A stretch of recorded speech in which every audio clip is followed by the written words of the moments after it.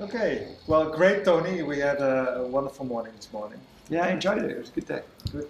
And you even managed to pronounce the name of my company. Moeiteloze manager. Yeah, it's excellent. not very good, but anyway. It's the effortless manager, and of course, what we would talk about with my customers, the managers, the directors, the entrepreneurs, is how they can make their life effortless in a way, not being lazy, being effortless. But I was just wondering, what can you tell about these people are so very influential within companies as a driver of change, and people around them, they follow them, sometimes look up to them. Yeah. What can they do to be an example to get out of the busyness? Yeah. Well, it's interesting because, of course, when I wrote the book, I wrote it for individuals. Partly because you've got to choose some focus, and I focused on the individuals.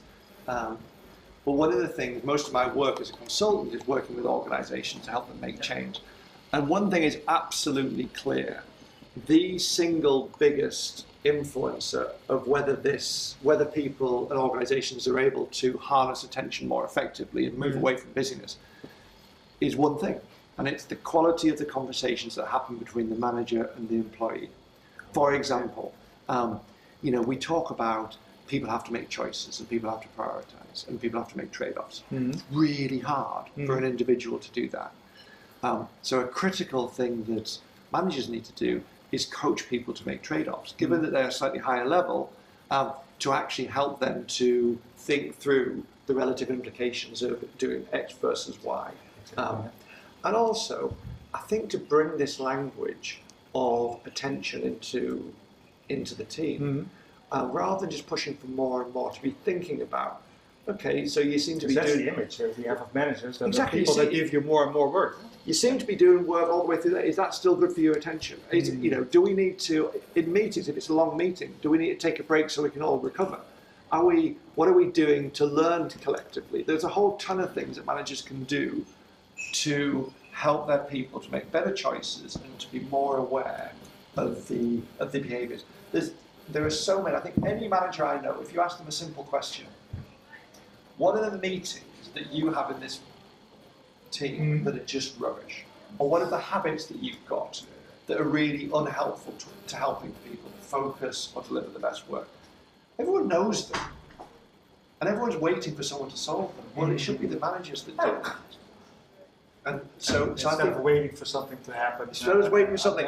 And, let's not wait for organizational change. Let's just expect individual managers to make small changes. I had one manager that I worked with who just on a regular basis took one theme, maybe from the book or from something else, that they thought was going to help attention. And they built a meeting around it, and they just got a discussion about this.